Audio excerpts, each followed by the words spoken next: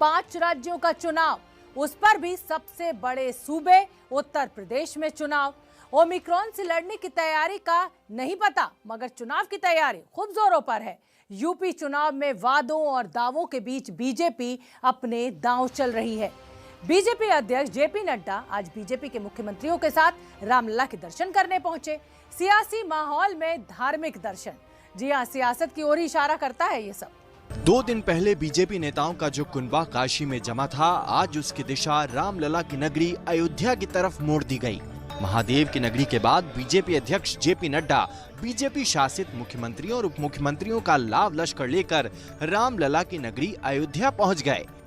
अयोध्या में हनुमानगढ़ी में दर्शन और सरयू आरती के बाद रामलला के दर्शन भी किए। ये हम सबके लिए बहुत ही सौभाग्य की बात है और करोड़ों देशवासियों के दिल में रामलला का भव्य मंदिर बने, ये सबकी आकांक्षा थी, वह पूरी हो रही है। प्रधानमंत्री जी ने पिछले वर्ष आके शिलान्यास किया है, काम उसका चल रहा है। ये पहला मौका है जब एक साथ इतने राज्यों के मुख्यमंत्री अयोध्या में रामलला के दर्शन करने पहुंचे हैं। इसे दर्शन का असर कहें या राजनीति का दर्शन शास्त्र, सारे मुख्यमंत्री राम धुन में रमे नजर आए। सब सुखी रहें, सब निरोग हो, सबका मंगल हो, सबका कल्याण हो, देश आगे बढ़े। किस तरह की तस्वीर देख पा रहे हैं? अयोध्या का विकास आपने देखा सर, इतना बता दें, अयोध्या में विकास किस तरह का देखा? अयोध्या के विकास के बारे में बोलिए। काशी होके आए, अयोध्या होके आए, अद्भुत। जय श्री राम। मैं बजरंग बली तो सब कुछ दे दिया है और आगे भी दे देंगे।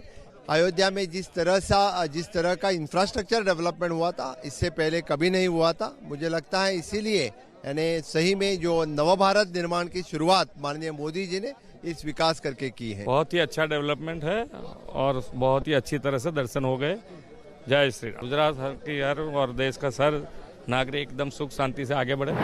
यूपी में जब सियासी बिसात बिछाने का खेल चल रहा है, उस समय बीजेपी भक्ति से सियासी शक्ति हासिल करना चाह रही है और यही वजह है कि वो निशाने पर है।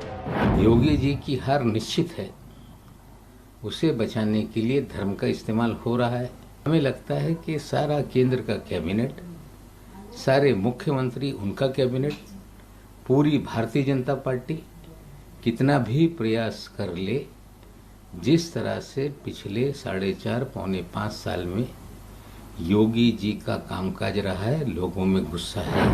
बीते 2 दिनों में बीजेपी का कार्यक्रम देखें तो वाराणसी पूर्वांचल क्षेत्र में है, जबकि अयोध्या अवध रीजन में। और इसे सियासी समीकरण के चश्मे से देखेंगे तो पूर्वांचल में 130 सीटें हैं और अवध में विधानसभा की 118 सीटें हैं। और ये साधारण गणित है कि इन 2 क्षेत्रों में इतनी सीटें हैं जो यूपी में बहुमत दिला सकती हैं। हालांकि बीजेपी को कर्म के साथ साथ धर्म के कार्ड पर भी भरोसा है।